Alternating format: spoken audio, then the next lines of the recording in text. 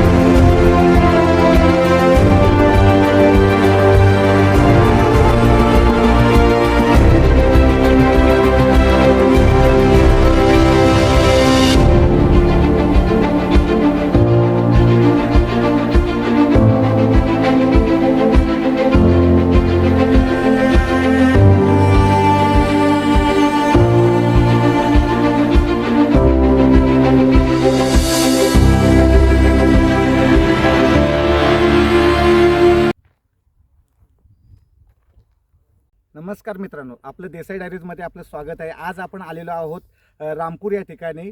त्याचं कारण आहे की 7 डिसेंबर रोजी या ठिकाणी बैलगाडी शर्यती स्पर्धा होणार आहेत आणि त्या कुणाच्या वतीने स्पर्धा होणार मी तुम्हाला सांगू इच्छितो. अखिल रत्नागिरी जिल्हा बैलगाडी चालक मालक सेवा संघ भव्य दिव्य जिल्हास्तरीय बैलगाडी शर्यत अखिल रत्नागिरी जिल्हा सेवा संघ केसरी 2025 या स्पर्धा होणार आहेत या ठिकाणी. परंतु या स्पर्धेची आपण पूर्व तयारी पाहण्यासाठी आज आपण इथं आलेलो आहेत. या स्पर्धेचे आयोजक या ठिकाणी आपल्या सोबत आहेत. स्पर्धेची पूर्ण कशी तयारी चालली आहे ते त्यांच्याकडून आपण या ठिकाणी जाणून घेणार आहोत. नमस्कार शेठ. नमस्कार. शेठ, आपलं नाव कसं? समीर सदानंद तावडे, अखिल रत्नागिरी जिल्हा बैलगाडी सेवा संघ कार्याध्यक्ष म्हणून मी कार्यरत आहे संघटनेवरती. त्याचबरोबर माझे सहकारी आहेत उपाध्यक्ष अजित खेतले आणि देवरे साहेब, हे देखील उपस्थित आहेत फाटीवरती. आम्ही आत्ता रामपूर फाटीवरती उपस्थित आहोत. आणि पूर्वतयारी काय? ही पूर्वतयारी कधीपासून सर चालू आहे आपली? आता साधारण आमची वार्षिक सभा झाली त्या दिवशी. वार्षिक सभेत निर्णय झाला की बाबा 7 तारखेला रामपूर या फाटीवरती मैदान आयोजित करायचं आहे. मीटिंग संपल्यानंतर आमची फाट्यांची साधारणपणे तयारी चालू आहे. तुम्ही बघायला वाटली अतिशय गवत होता फाट्यांवर. बरोबर आहे, खूप मेहनत घेतली गेलेली आहे दिसते आम्हाला सर. मेहनत घेऊन आता आपण अंतिम टप्प्यात आहोत. फाट्यांवरती फक्त आता ब्लेड मारायचं काम एकच शिल्लक आहे. बाकी जवळपास फाट्या सगळ्या रेडी झालेल्या आहेत. सर, या आपल्या स्पर्धेसाठी कोणकोणते गट करण्यात आलेले आहेत? म्हणजे 2 गट असतातच, म्हणजे 2 गट, एक घाटी गट आणि एक या ठिकाणी गावठी गट. मग या स्पर्धेसाठी आपल्याकडे किती आतापर्यंत जोड्यांचा संपर्क साधला गेलेला आहे? साधारणपणे विषय असा आहे की ह्यापूर्वी गावठी, आरघाटी आणि घाटी अशा प्रकारे स्पर्धा होत होती. म्हणजे आपल्या घाटात म्हणजे 3 गटामध्ये स्पर्धा होत होती. पण ह्या वर्षी आपण वार्षिक सभेत तो अंतिम निर्णय घेऊन 2 गटात स्पर्धा आयोजन केलेलं आहे. एक गावठी आणि एक घाटी, अशा 2 प्रकारे स्पर्धेचं आयोजन आहे. आणि रत्नागिरी जिल्ह्यातले तमाम अगदी जेवढ्या जोड्या आहेत, प्रत्येक घरपड जेवढी ह्या स्पर्धेत जेवढी जोडी पाळणार असेल त्या प्रत्येक स्पर्धकाला आपण निमंत्रित केलेली आहे. आणि पुऱ्या जिल्ह्यासाठी ही संघटनेच्या वतीनं स्पर्धा आयोजन आहे.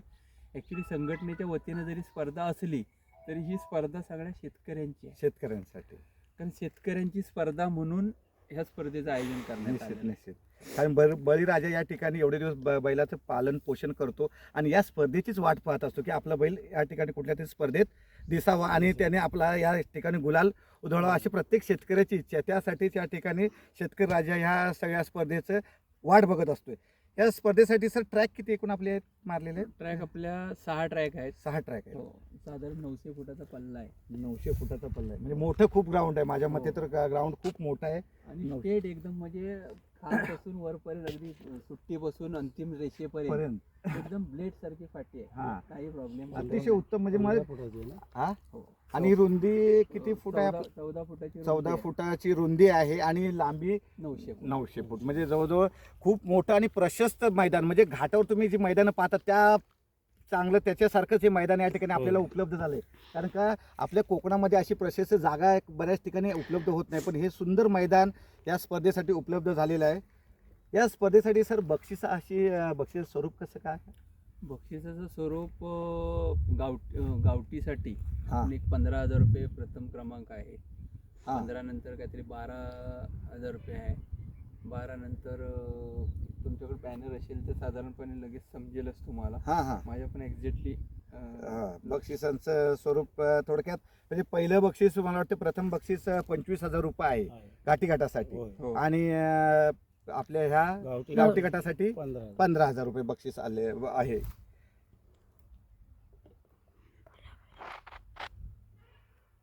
घाटीसाठी 25, 20, 15, हा 10 आणि 7. गावठीसाठी 15, 12, 10, 7 आणि 5 अशी 5-5 प्राइज ठेवलेली आहेत आपण. पण साधारणपणे जर ह्याच्यात आता कितीशा जोड्या नोंद होतील हा. तर नोंदणी अजून चालू झालेली नाही. फक्त आता पहिलाच मैदान आहे. हा संघटनेचं मैदान असल्या कारणाने सगळे बैल रजिस्ट्रेशन होत आहेत. बरोबर. आपण काही यंदा नियमावली बरीचशी चेंज चेंज केलेली आहे. केलेली आहे. त्यांचे सगळे ID प्रूफ तयार होत आहेत. उद्यापासून नोंदणी चालू होईल. चालू होईल. आणि अंतिम म्हणजे जे टप्प्यात रजिस्ट्रेशन झालेले बैल आहेत तेवढेच या ठिकाणी हो. या मैदानात पळणार तेवढे आहेत. बैल आता हे पर्व मला वाटतं पहिलं आहे का सर दुसरं नाही, आहे? दुसरं आहे, दुसरं दुसरं पर्व आहे. म्हणजे आपल्या संघटनेमार्फत जे बरे दुसरं पर्व आहे. दुसरं पर्व आहे. हा स्पर्धे या ठिकाणी आता हे स्पर्धा मला वाटतं आपल्या या रत्नागिरी जिल्ह्यामध्ये मला वाटतं माझ्या मते 2 ते 3 संघटना आहेत कार्यरत. बरं. माझे म्हणजे मी ऐकल्याप्रमाणे. पण आता ही जी स्पर्धा जी होणार आहे आता ही त्या संघटनेमध्ये आपल्या संपूर्ण रत्नागिरी जिल्ह्याच्या सर्व संघटना सहभागी होऊन हा स्पर्धा आयोजन करणार आहेत का? म्हणजे विषय असा आहे की रत्नागिरी जिल्हा बैलगाडा असोसिएशन म्हणून एक आहे. हां अखिल रत्नागिरी जिल्हा बैलगाडी सेवा संघ म्हणून आमची कार्यरत आहे. आणि त्याच प्रकारे तालुक्याची एक खेड तालुक्याची संघटना तालुका लेवलला एक कार्यरत आहे. परंतु आपण जे आता ही स्पर्धेचं आयोजन केलं आहे हां तर आपण पूर्ण रत्नागिरी जिल्ह्यासाठी बरोबर. मग अखिल रत्नागिरी जिल्हा बैलगाडा असोसिएशनचे पदाधिकारी असो अथवा त्यांचे सदस्य असो सर्वांसाठी. हां कारण आम्ही ज्या वेळेला त्यांची स्पर्धेचं आयोजन होत असतो हां. त्यावेळेला आम्ही देखील सदस्य म्हणून किंवा एक स्पर्धक म्हणून त्या स्पर्धेत सहभागी होत असतो. बरोबर आहे. त्याच प्रकारे त्यांचाही विषय असणार आहे हां. की त्यांनाही आमचा कोणताही अडचण किंवा बंधन असं कोणताही नाही.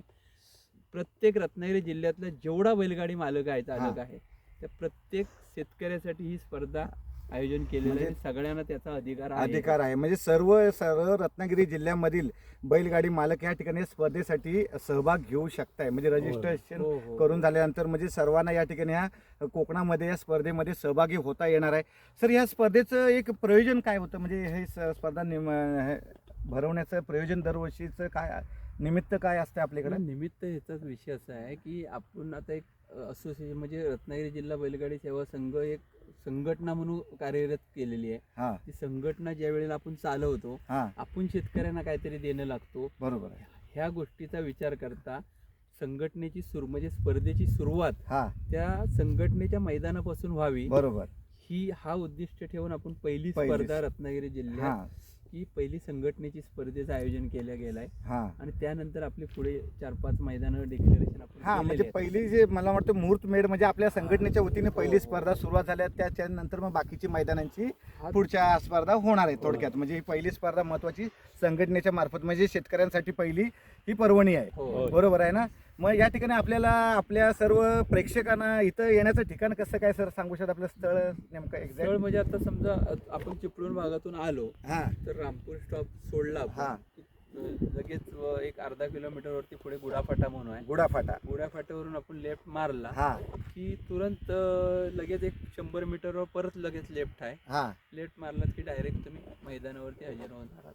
हो बरोबर. म्हणजे मी सर्व प्रेक्षकांना सांगू इच्छितो या ठिकाणी 7 डिसेंबर रोजी सर किती वाजता स्पर्धा सुरुवात होईल? सकाळी पहिला गट 9 वाजता सोडण्याचा मानस आपला मानस आहे स्पर्धेचा. म्हणजे सकाळी 9 वाजल्यापासून हा चित्त थरार बैलगाडी स्पर्धांचा या ठिकाणी 7 डिसेंबर रोजी रामपूर या ठिकाणी गुडेवाडी गुडाफाटा या ठिकाणी स्पर्धा होणार आहेत. तरी सर्व रसिक प्रेक्षकांनी बैलगाडी प्रेमींनी नक्की या ठिकाणी हजेरी लावा आणि या स्पर्धेचा आनंद घ्या. धन्यवाद सर. धन्यवाद.